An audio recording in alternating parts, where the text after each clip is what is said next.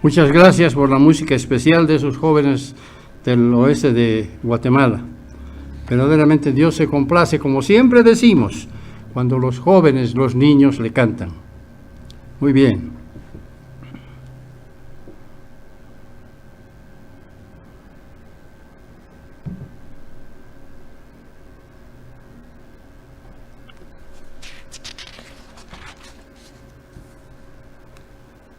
Tal vez las personas más antiguas conocemos, pero las personas más nuevas que están llegando a la iglesia no conocen. Quiero aclararles, porque voy a hablar de esto, que el Talmud judío, contiene las leyes judías y sus tradiciones. Voy a hablar del Talmud. Y está conformado por la Mishnah, que es un texto básico que contiene opiniones legales de los rabinos. Juntos envuelven a la Gemara. O sea, estos son los libros que ellos utilizaban en tiempos bíblicos. Libros que, por supuesto, los judíos pensaban y decían que nosotros vamos a respetar estas leyes, no vamos a violar nunca. Pero vamos a ver cómo violaron sus propias leyes los judíos. Al acercarse la fiesta de la Pascua y los panes sin levadura, pensé necesario analizar las razones que tuvieron los judíos para juzgar a Jesús, con el fin de deshacerse de él lo más pronto posible. Ellos querían deshacerse de Jesús, porque Jesús les incomodaba. Ellos tenían unas enseñanzas y Jesús tenía otra, y estaban molestos con Jesús. La pregunta que queremos responder esta tarde es: ¿el juicio que los judíos le hicieron a Jesús fue justo? ¿O hasta qué punto cometieron fraude, violando sus propias leyes contenidas en el Talmud? Por supuesto que el tema es bastante complejo, por los hechos que tuvieron en aquella fatídica noche de la Pascua. Analizando el tema, veremos que existen 12 puntos ilegales en el juicio que los judíos le hicieron a Jesús.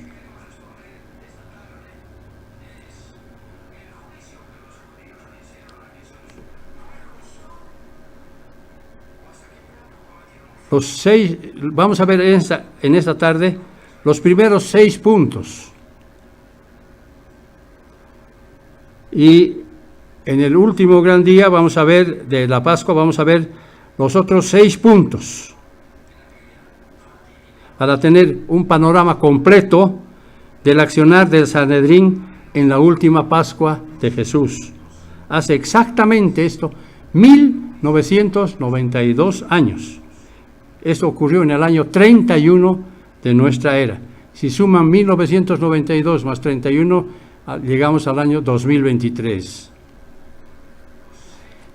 Empezaremos diciendo que el juicio contra Jesús no tiene precedentes en la historia de la humanidad. Pues es único, nunca se ha cometido semejante atrocidad, debido a que Jesús fue declarado culpable sobre bases totalmente fraudulentas, falsas, y fue ejecutado en la cruz, aunque su juez lo halló inocente. ¿Qué clase de intrigas, confabulaciones y conspiraciones hubo detrás de todo esto? ¿Por qué los fariseos condenaron a Jesús de esa manera? Examinando las Escrituras más de cerca, veremos que el juicio estuvo plagado de errores desde el momento en que Jesucristo fue arrestado, juzgado y condenado a muerte. Todos sabemos que hoy como ayer, la mayoría de los juicios penales toman varias semanas, meses y aún años para que los jueces dictaminan la sentencia. Eso lo sabemos, lo conocemos en las leyes de nuestro país, y me imagino que en otros países es lo mismo, estableciendo si el acusado es o no culpable de los cargos que se le imputan, de acuerdo a las leyes que están vigentes en un determinado país. O sea, no se puede sacar sentencia a las pocas horas de haberlo tomado preso. Eso no es válido. Los abogados saben muy bien que ningún acusado o supuesto culpable puede ser condenado sin antes haberse cumplido todos los pasos legales que existen en un proceso legal, mucho antes de la sentencia. Sin embargo, cuando juzgaron a Jesús, ocurrió exactamente lo contrario, porque su juicio duró apenas 9 horas a partir de su arresto, que se produjo un poco antes de la medianoche de la Pascua. Acuérdense que Jesucristo celebró la Pascua con sus discípulos, cantaron un himno y se salieron y se fueron al monte de los Olivos, y ahí estuvo él desde la medianoche, y el juicio duró justamente 9 horas. 9 horas.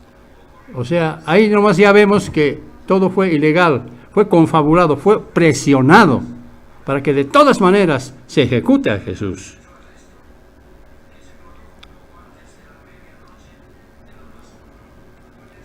Jesús había subido al monte de los Olivos junto a sus discípulos, que por el cansancio del día se quedaron dormidos.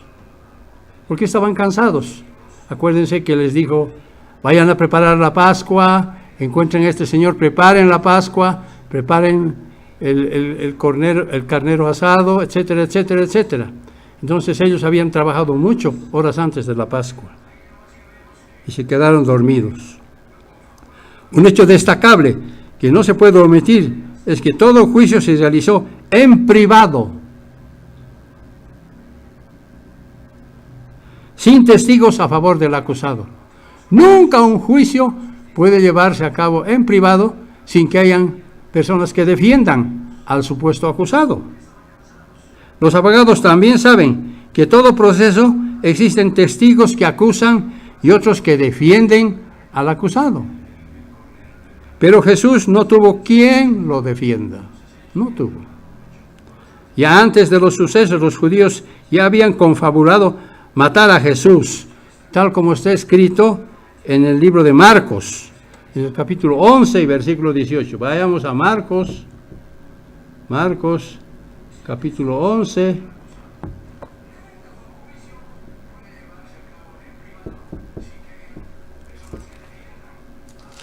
Marcos, capítulo 11,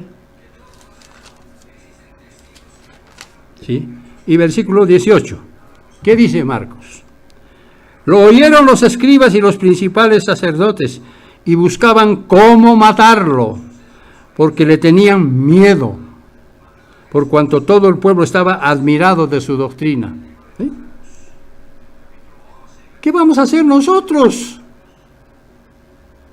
Ahí estaba Gamaliel. ¿Qué vamos a hacer si todo el mundo se está yendo detrás de él? Tenemos que matarlo, tenemos que ver cómo lo vamos a matar. 6 meses antes de este hecho, encontrándose Jesús en Jerusalén, celebró la fiesta de los tabernáculos y también el último gran día, Juan 7. Después de haber sido escuchado, algunos de la multitud que lo seguían comentaron diciendo: ¿no es este el que buscan para matarlo? Juan 7:25. Y poco antes de que se cumplan las profecías acerca de su muerte, encontrándose con sus discípulos al otro lado del río Jordán, Jesús recibió un aviso de que su amigo Lázaro estaba muy enfermo. Y entonces él pronunció unas palabras que estoy casi seguro que sus discípulos no entendieron lo que Jesús dijo. No entendieron. Pero gracias a Dios nosotros sí lo entendemos. Juan capítulo 11. Juan capítulo 11.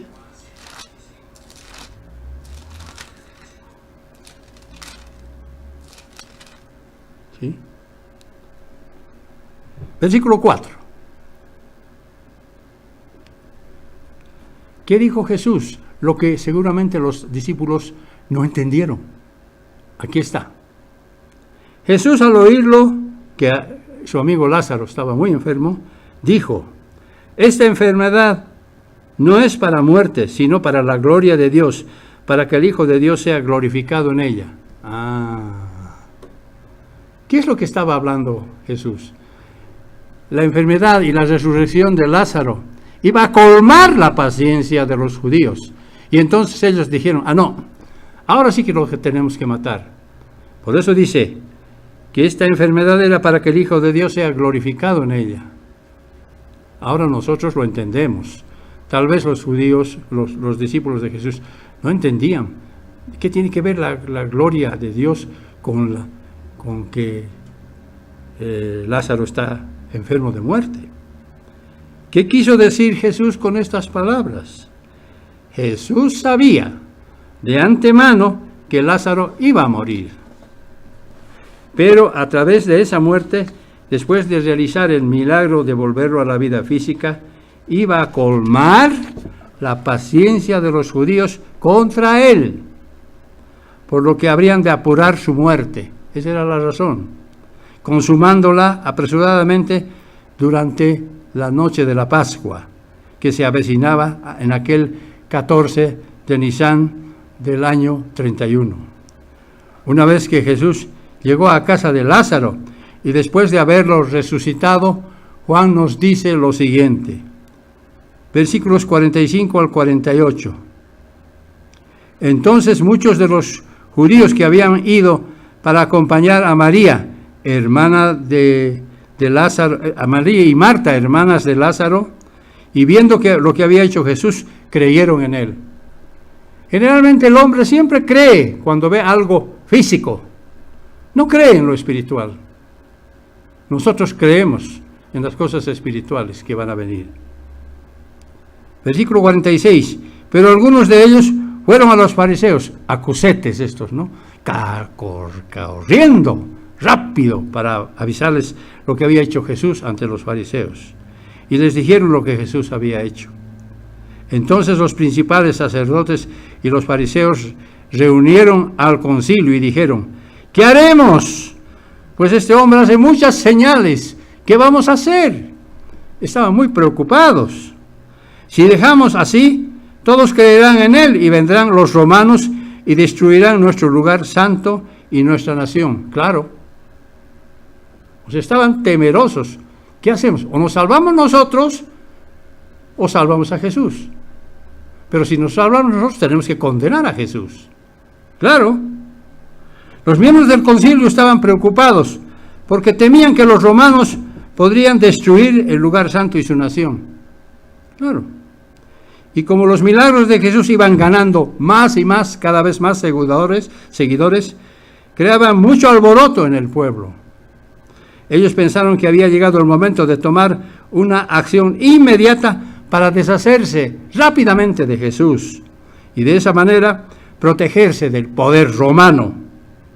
Vemos que su único interés era simplemente en salvar el Sanedrín, cueste lo que cueste, a cualquier precio.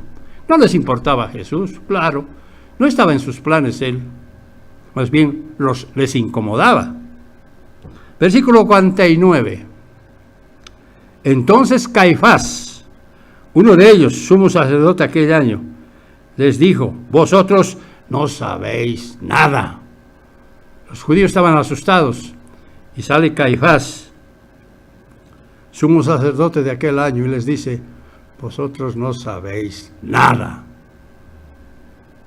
Ni os dais cuenta que nos conviene que un hombre muera por el pueblo y no que toda la nación perezca. Entonces él se ideó y dijo: vamos a matar a un hombre, pero la nación tiene que estar intacta. El astuto Caifás estuvo planificando de antemano cómo deshacerse de aquel que decían que era hijo de Dios, evitando que los romanos tomen alguna acción en contra de ellos.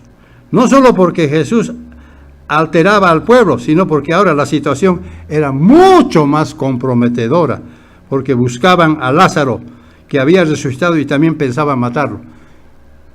¿Por qué?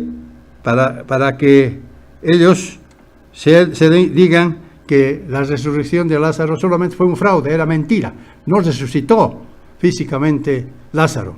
También a él lo querían matar. O sea, los judíos estaban desesperados.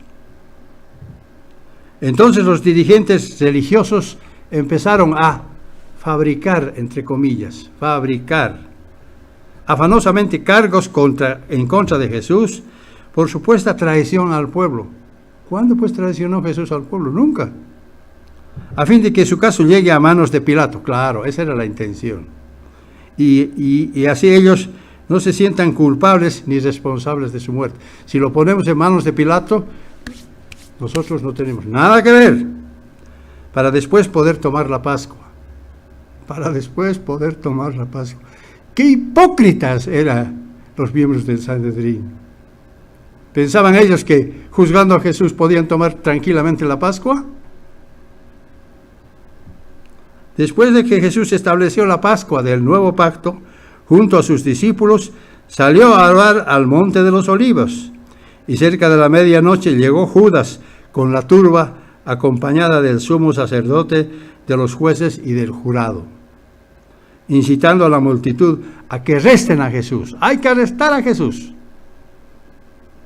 ¿Se acuerdan ustedes que ahí Pedro sacó la espada que tenía y cortó la oreja de Malco? Pero Jesús rápidamente le restableció la oreja a Malco y él dijo: ¿tú crees que si yo quisiera que no me tomen preso, no vendrían ángeles para sacarme de esta situación difícil? Juan, capítulo 18, versículo 3.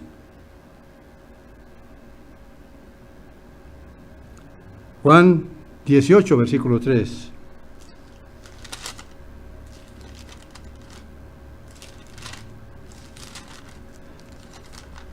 Es increíble que los evangelios sinópticos, Mateo, Marcos y Lucas, no consideran estos detalles.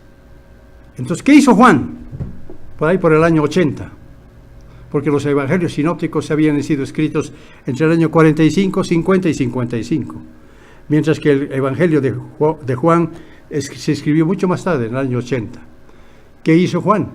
Revisó los evangelios de sus colegas y dijo: aquí faltan estos detalles, y los complementó.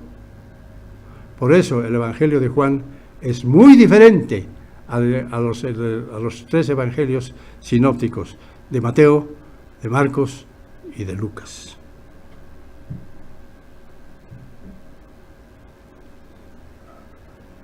Juan 18:3. Judas pues, tomando una compañía de soldados y guardias de los principales sacerdotes y de los fariseos, fue allí con linternas, antorchas y armas. Imagínense. Judas sabía muy bien que Jesús era pacífico. Sin embargo, fueron con armas, antorchas, linternas, por si se escape. Pasemos a ver ahora las 6 primeras etapas del juicio que le hicieron a Jesús. 3 son de tipo religioso y 3 son del tipo civil, los cuales se realizaron en tan solo 9 horas, como dije hace un momento, porque él fue tomado preso a la medianoche y a las 9 de la mañana fue crucificado. En 9 horas nada más se llevó a cabo todo este proceso que estamos relatando. Marcos 15, versículo 25 nos dice: era la hora tercera cuando lo crucificaron. Sabemos que la primera hora era la hora de las 7, la segunda hora era las 8, la tercera hora era las 9, la cuarta hora era las 10, la quinta hora era las 11 y la sexta hora era las 12. Entonces, la tercera hora pues era las 9 de la mañana cuando crucificaron a Jesús. En tan solo 9 horas ellos se deshicieron de Jesús. Pasemos a ver entonces ahora cómo se desarrollaron los hechos. Primera razón, vamos a ver 6 primeras razones en este mensaje. Primera razón, Jesús fue arrestado ilegalmente. ¿Por qué digo eso? Lo voy a demostrar. Jesús fue arrestado ilegalmente. Veamos por qué. Juan capítulo 18 y versículos 2 al 8. Y también Judas, el que lo entregaba, conocía aquel lugar, porque muchas veces Jesús se había reunido allí con sus discípulos. Claro, él conocía muy bien. Judas, pues, tomando una compañía de soldados y guardias de los principales sacerdotes y de los fariseos, se fue allí con linternas, antorchas y armas. Pero Jesús, sabiendo todas las cosas que iban a sobrevenir, se adelantó y les preguntó: ¿a quién buscáis? Les respondieron: a Jesús Nazareno. Jesús les dijo: yo soy. Estaba también con ellos Judas, el que lo entregaba. Cuando les dijo: yo soy, retrocedieron y cayeron a tierra. Aquí hay un principio bíblico que está escondido en este hecho del versículo 6. Cuando les dijo: yo soy, retrocedieron y cayeron a tierra. ¿Cómo cayeron? Cayeron para atrás, ¿verdad? Cayeron para atrás. Bueno, se dice que cuando Satanás está obrando, todos caen para atrás. Eso ocurre, por ejemplo, con las falsas iglesias que hacen que sus enfermos, supuestamente bien contaditos y bien en acuerdo, les ponen una mano en la frente y caen para atrás. Mientras que el verdadero cristiano, cuando quiere estar con Dios, cae para adelante, en oración. Versículo 7. Volví pues a preguntarles: ¿a quién buscáis? Y ellos dijeron: a Jesús Nazareno. Respondió Jesús y les dijo: os he dicho que yo soy. Si me buscáis a mí, dejad de ir a estos. Ahora pasemos al libro de Lucas para continuar el relato, porque hay que ir un poco aquí y otro poco allá, como bien sabemos lo que dice Isaías. Lucas capítulo 22, vayamos allá, a Lucas capítulo 22, casi al último del libro de Lucas. Sí, Lucas capítulo 22, versículo 52. Lucas capítulo 22,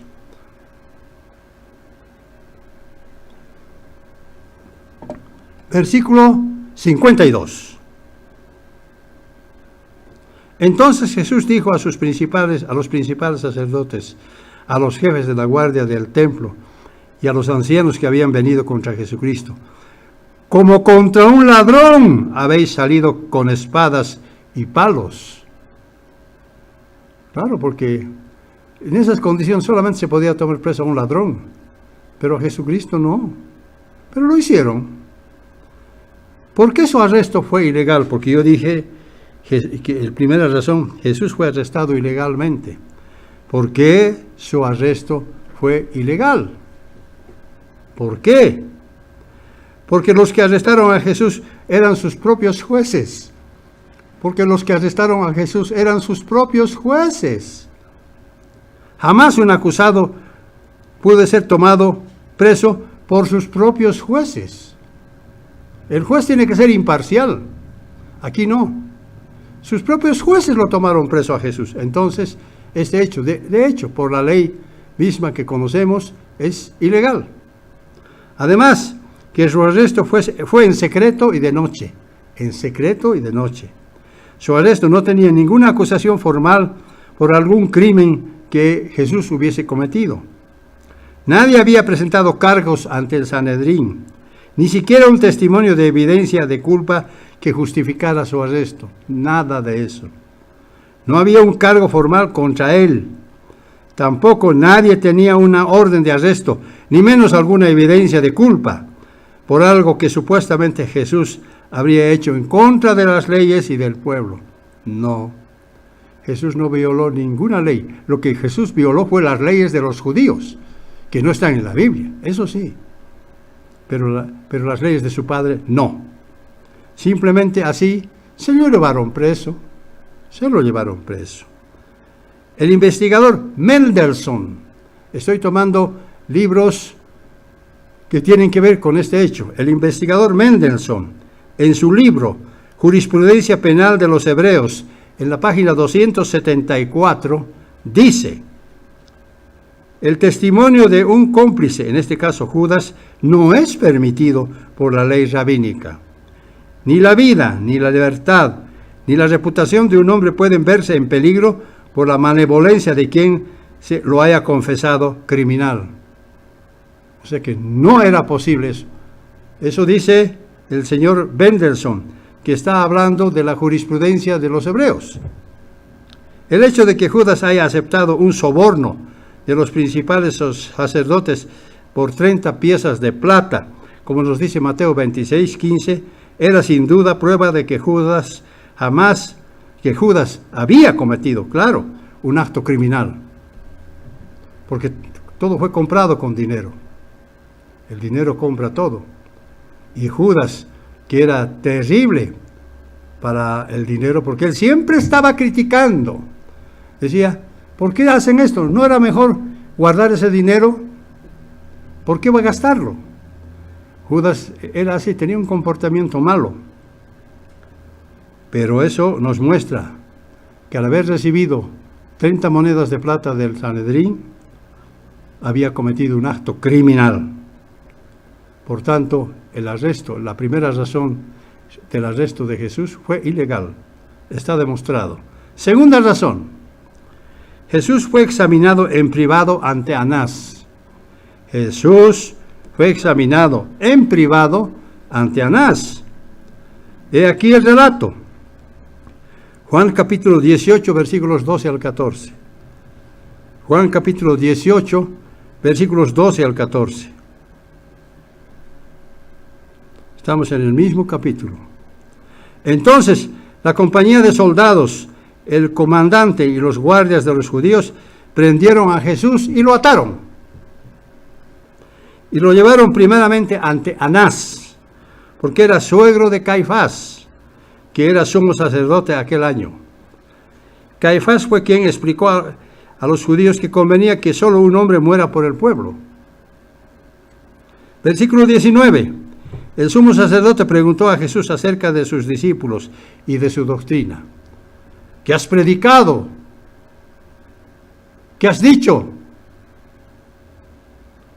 Jesús les respondió: yo públicamente he hablado al mundo. Siempre he enseñado en la sinagoga y en el templo, donde se reúnen todos los judíos, y nada he hablado en secreto, nada he hablado en oculto. ¿Por qué me preguntas a mí? Pregunta a los que han oído, ¿de qué les he hablado? Ellos saben lo que yo he hecho. Cuando Jesús dijo esto, uno de los guardias que estaba allí le dio una bofetada, diciendo: ¿así respondes al sumo sacerdote? Jesús respondió: si he hablado mal, testifica. ¿En qué está mal? ¿Qué es lo mal que he dicho? Pero si he hablado bien, ¿por qué me golpeas? El investigador Dupin, en su libro Jesús ante Caifás y Pilato, en la página 40, dice sobre la ley judía lo siguiente: la ley judía prohíbe todo proceso en horas de la noche. ¿Y qué estaban haciendo con Jesús? Lo estaban juzgando en la noche de la Pascua. Otro investigador de apellido Salvador, en su libro Instituciones de Moisés, declara: jamás se sometía a un hombre acusado a un interrogatorio en privado o en secreto, pero con Jesús lo hicieron. Con Jesús lo hicieron. Según la ley del Talmud, el Sanedrín se reunía desde el final del sacrificio de la mañana hasta la hora del sacrificio de la tarde. Todo judío ortodoxo estaba obligado a seguir los preceptos que dictamina el Talmud, porque los judíos ejecutaban sus juicios de acuerdo a las leyes rabínicas y de acuerdo a los códigos que están en el Talmud y los comentarios que están en la Mishnah. Acuérdense que los sacrificios de la mañana empezaban a las 9 de la mañana, justo en el momento que estaban crucificando a Jesús, y concluían un poco antes del mediodía, a las 3 de la tarde, justo a la hora que Jesús estaba muriendo. Increíble. Los judíos no se dieron cuenta lo que estaban haciendo.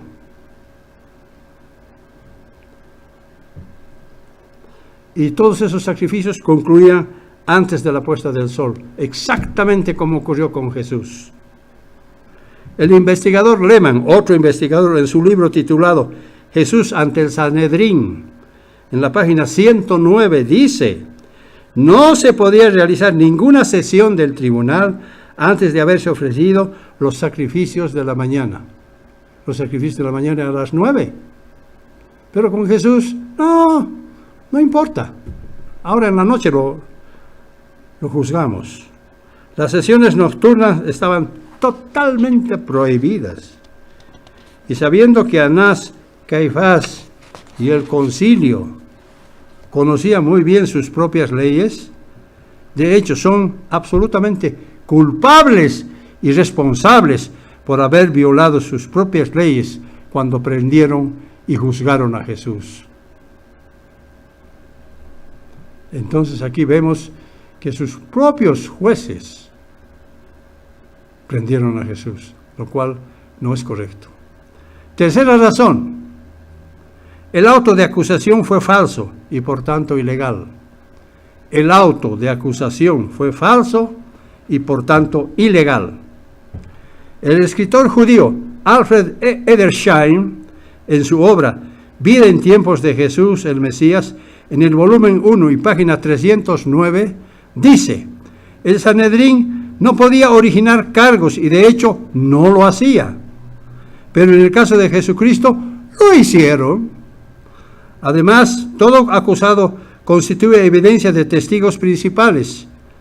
No había más cargos ni más autos de acusación, como afirma Innes en su libro El juicio de Jesucristo, en la página 41. Pero con Jesucristo lo hicieron, claro. Inicialmente, en el caso de Jesús, no se presentó ningún testigo. Ellos no permitieron. Simplemente sus enemigos lo arrestaron y comenzaron a acusarlo, golpeándolo. Tengamos en cuenta que su ley dice: el prisionero no será un individuo acusado hasta que los testigos hubiesen hablado en una asamblea pública. Cuando hablaban y acordaban los testimonios de dos personajes, eso constituye un cargo legal o auto de acusación, y al mismo tiempo era evidencia de que eso era veraz, que era verdad. Al examinar el Antiguo Testamento, encontramos lo siguiente, que contradice todo lo que estamos viendo. Deuteronomio capítulo 17, Deuteronomio capítulo 17 y versículo 6. Dice: por testimonio de 2 o 3 testigos, 2 o 3 testigos, morirá el que haya de morir. ¿Cuántos testigos tuvo Jesús? Ninguno. No morirá por el testimonio de un solo testigo. Y en el Nuevo Testamento encontramos la siguiente escritura. Hebreos capítulo 10, versículo 28. Vemos que ellos han hecho todo en contra de sus leyes y también en contra de la Biblia. Hebreos capítulo 10 y versículo 28. El que viola la ley de Moisés por el testimonio de 2 o 3 testigos, muere irremisiblemente. ¿Cuántos testigos tuvo Jesús? Ninguno. A favor. En contra, falsificaron, compraron. Tú puedes ser un testigo que acusa a Jesús, por supuesto. Ahí está. Eso hicieron. Los judíos no podían presentar testigos verdaderos porque ellos mismos sabían que Jesús era inocente. Claro. Ellos estaban convencidos de la inocencia de Jesús, porque nunca violó la ley de su padre, sino que más bien vino a confirmarla, como afirma Mateo 5:17. También el escritor Mendelssohn, en la página 110 de su libro, escribe lo siguiente: los únicos fiscales conocidos en la jurisprudencia penal del Talmud son los testigos del crimen. Es deber suyo traer el asunto ante el tribunal y servir de testigos contra el acusado de crimen después de su arresto. Con Jesús no hubo testigos que presentaran pruebas en su contra ante el tribunal. Por eso ellos buscaron con apuro, muy apurados, testigos falsos para acusar a Jesús. Bien recompensados los testigos falsos. Mateo capítulo 26. Mateo capítulo 26.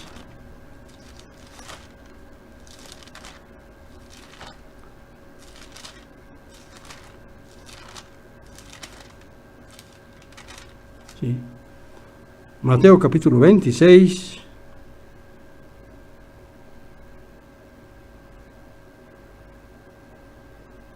Versículos 59 al 60. Versículos 59 al 60. Los principales sacerdotes, los ancianos y todo el concilio buscaban falso testimonio contra Jesús para entregarlo a la muerte. Ahí está.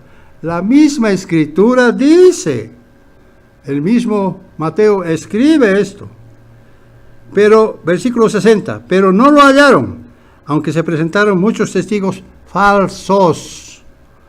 Pero al fin vinieron 2 testigos también falsos, y esos testigos falsos torcieron la palabra de Jesús. Una de ellas les voy a comentar. Ellos dijeron, derriben el templo y en 3 días yo los reedifico. Pero él, cuando dijo eso, no se estaba refiriendo al templo que había construido Herodes, se estaba refiriendo al templo de su cuerpo. Destruir este templo, yo lo reedifico en 3 días. Claro, torcieron las palabras de Jesús. Cuarta razón. Entonces vemos que el auto de acusación fue falso y por tanto ilegal. Cuarta razón. El tribunal del Sanedrín realizó el juicio antes del amanecer.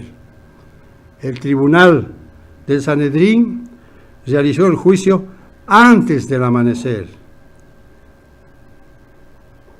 La investigación preliminar ante Anás no reveló ninguna prueba contra Jesús. Anás estaba desesperado de que Jesús mismo, por sus palabras, caiga, pero no lo logró. Pero aún así, igualmente procedieron a realizar un proceso ilegal. ¿Por qué fue ilegal? El escritor Mendelssohn, en la página 112 de su libro, dice: los diversos tribunales pueden conocer los casos penales solamente en horas del día. Los sanedrines menores, desde el final de los servicios matinales hasta pasado el mediodía, y el gran Sanedrín hasta el atardecer. En cambio, el juicio a Jesús comenzó en la oscuridad de la noche antes del amanecer, lo cual era totalmente prohibido, sin que hubiese testigos de defensa. Veamos qué dice ahora Deuteronomio capítulo 16 y versículo 18. O sea, vemos que todo lo que hicieron los judíos con Jesús fue falso, fue ilegal, fue mentiroso.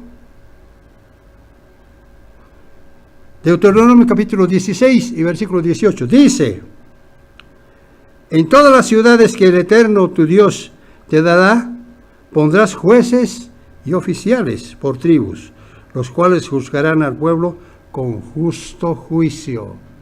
Con justo juicio. ¿Hubo un justo juicio con Jesús, contra Jesús? No, por supuesto que no. Juan capítulo 7 y versículo 24. Ya sabemos por qué Juan escribió tanto al respecto. Ya lo he comentado.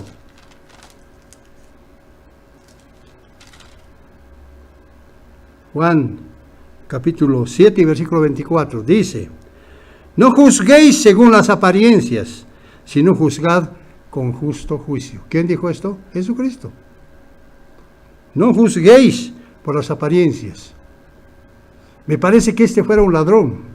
Pero si no tengo pruebas, ¿cómo lo voy a juzgar? Si este es un criminal, si no tengo pruebas, ¿cómo lo voy a juzgar? Por si fuera poco, la Misná dice lo siguiente: Los crímenes castigables con pena de muerte serán juzgados en horas del día, mas suspéndanse de noche.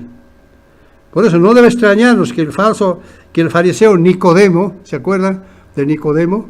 Ahí en Juan capítulo 5, viniera de noche ante Jesús, de miedo, que no lo pesquen sus colegas. De noche vino.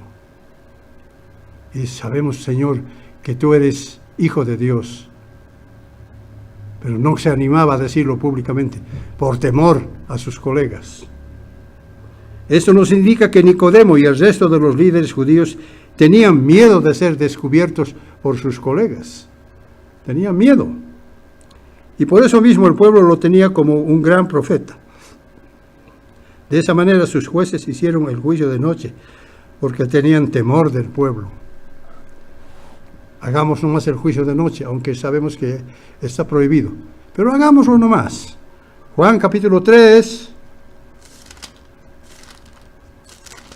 Cuando no, el libro de Juan en este caso. Juan capítulo 3, versículos 1 al 2.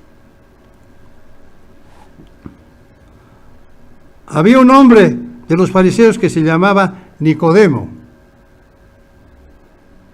dignatario de los judíos.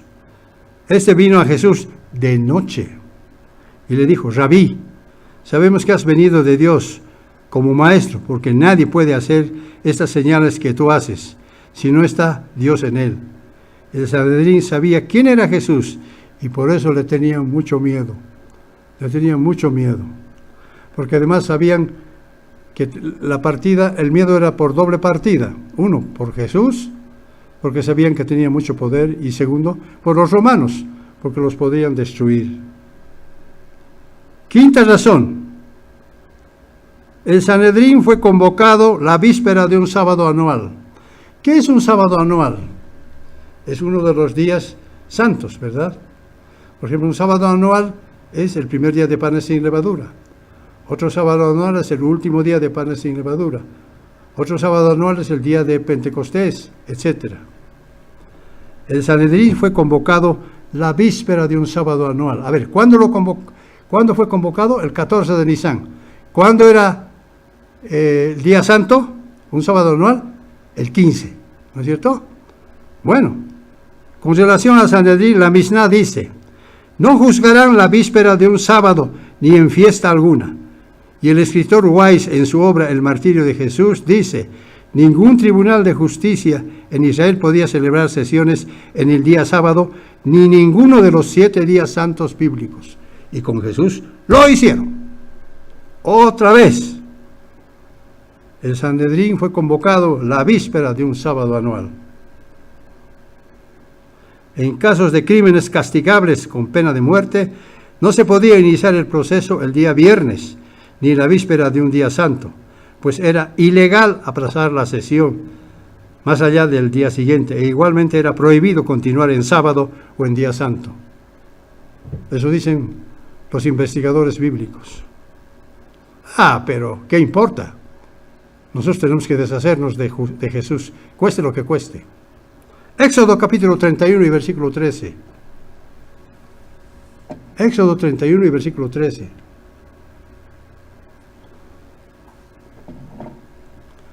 Dice: tú hablarás a los hijos de Israel y les dirás: en verdad, vosotros guardaréis mis sábados, porque es una señal entre mí y vosotros por vuestras generaciones, para que sepáis que yo soy el Eterno, que os santifico. Fíjense lo que dice Éxodo 13. Voy a leer otra vez. Tú hablarás a los hijos de Israel y les dirás: en verdad, vosotros guardaréis mis sábados. Fíjense que la palabra sábado está en plural. Esto tiene que ver, por supuesto, con los sábados semanales y anuales, las fiestas santas. Para juzgar un caso penal, el Sanedrín debía analizar el caso por un tiempo necesario, pero nunca dictar sentencia en tan solo 9 horas, y mucho menos siendo víspera de un sábado anual, de un día santo, como era el primer día de panes sin levadura. Vemos que ellos no solo violaron sus propias leyes y tradiciones, sino que principalmente desobedecieron las Escrituras. que ellos supuestamente dicen que sabían, que conocían bien. Con qué hipocresía actuaron los judíos para matar a Jesús. Sexta razón. El juicio fue ilegal porque concluyó en un solo día. Sexta razón. El juicio fue ilegal porque concluyó en un solo día. En la ley del Talmud reza lo siguiente: un caso penal del cual quede absuelto el acusado podrá terminar el mismo día que empieza, pero si ha de pronunciarse sentencia de muerte, no puede concluir antes del día siguiente. Listo. Los judíos lo hicieron. Violaron hasta sus propias leyes del Talmud, de la Mishnah y de la Gemara que envuelve a los otros dos.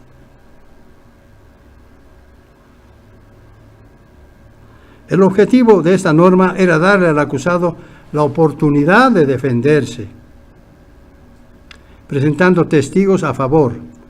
A sabiendas, el tribunal no quiso darle a Jesús esa oportunidad. No le vamos a dar. No en vano el rey Salomón ya había dejado escrito lo siguiente desde antes. Eclesiastés capítulo 3 y versículo 16. Eclesiastés capítulo 16. Esto escribió el rey Salomón. Dice 3:16. Vi más cosas debajo del sol, el lugar del juicio, la maldad y el lugar de la justicia y la iniquidad. Es como si Salomón hubiera sido testigo de la farsa que cometieron los judíos en contra de Jesús. Pero eso es lo que está escrito. Poco después de haberse cumplido las razones restantes, el juicio, y después que Pilato lo halló inocente, lo entregó en sus manos, porque el pueblo lo amenazó de acusarlo al César romano, cuando absolutamente dijeron: si a este sueltas, no eres amigo del César. Pues todo lo que se hace rey, a César se opone. Entonces, ya ahí a Pilato le hicieron temer. Si lo sueltas a este, no eres amigo del César. ¿Por qué no sueltas a otro? A Barrabás, por ejemplo. Juan capítulo 19. ¿Cuánto registro nos ha dado el apóstol Juan? Juan capítulo 19 y versículos 13 al 15. Entonces Pilato, oyendo esto, llevó fuera a Jesús y se sentó en el tribunal en el lugar llamado el Enlosado, y en hebreo es Gábata. Era la preparación de la Pascua, por supuesto, y como a la hora sexta. Entonces dijo a los judíos: he aquí vuestro rey. Pero ellos gritaron: ¡fuera, fuera! ¡Crucifícale! Pablo dijo: ¿a vuestro rey he de crucificar? Respondieron los principales sacerdotes: no tenemos más rey que el César. ¡Qué cosa bárbara! No tenemos más rey que el César. ¡Qué terrible lo que hicieron los Sanedrín judíos, realmente! Ya no quedaba nada más entonces por hacer. Jesucristo vino a darnos paz, pero el castigo cayó sobre él. Porque Jesucristo, habiendo ofrecido una vez para siempre un solo sacrificio por los pecados, se sentó a la diestra de Dios. De allí en adelante está esperando hasta que sus enemigos sean puestos por estrado de sus pies, porque con una sola ofrenda hizo perfectos para siempre a los santificados, como dice Hebreos en el capítulo 10 y versículos 12 al 14. Aquel plan premeditado por los judíos consistía en arrestarlo de noche, juzgarlo durante las horas de la misma noche y sentenciarlo antes del amanecer, si posible, aparentando frente al gobernador Pilato que todo fue supuestamente legal, entre comillas. A mediodía hubo oscuridad hasta las 3 de la tarde. En el momento de su muerte se rasgó el velo del templo en dos, sabemos por qué. Esto está en Lucas capítulo 23, versículos 44 al 45. Posteriormente le atravesaron el costado con una lanza. Esto consta en Juan capítulo 19, versículos 33 al 34. Y finalmente, poco antes de ponerse el sol de ese mismo día, fue llevado al sepulcro por José de Arimatea, acompañado de las mujeres que lo servían. Pronto vamos a ver quiénes eran las mujeres que lo servían y qué relación de parentesco tenían con Jesús. Con qué rapidez se deshizo el mundo de su Salvador.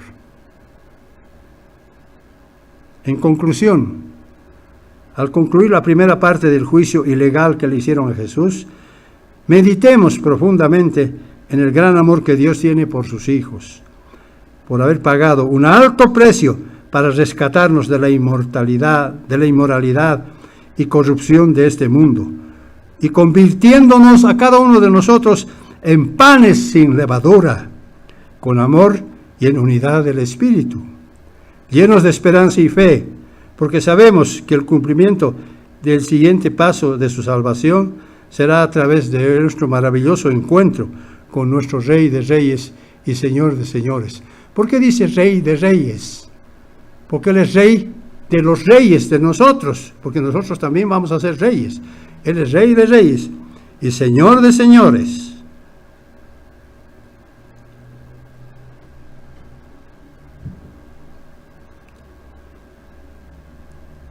Esto debe ser nuestro principal objetivo para nosotros, al guardar estos días de Pascua y panes sin levadura. Ahora tenemos más motivo para celebrar solemnemente la noche de la Pascua. Debido a la injusticia que cometieron con Jesús, como sus seguidores también habríamos nosotros de sufrir injusticias en este mundo. ¿Acaso no sufrimos injusticias? ¿Acaso no tenemos problemas familiares? Claro que tenemos problemas familiares. Ahora más que nunca debemos sentirnos más que vencedores por medio de aquel que nos amó hasta la muerte. Y si permanecemos firmes hasta el fin de nuestras vidas, un día ya no tan lejano, llevaremos honra, gloria y honor a la ciudad de Dios.